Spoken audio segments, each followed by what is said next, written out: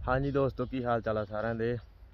आ देखो जी अपने चौले, वो मम्मी फिरती उधर भिंडियां तोड़ती, असीं इधर चौले तोड़ते सी। आ देखो अपने अज इन्ने चौले हो गए। कैमे दिन तोड़े आप मनप्रीत? 4-5 दिन बाद टुटते हैं चौले। तीजे दिन तोड़ते हैं बई। मैं तो अज ही आउण लग्या, पहले यही तोड़ते हैं। पहला मैनू काम सीगे 2 दिन, हुण आपां तुहानूं सब्जी च दिखा करांगे।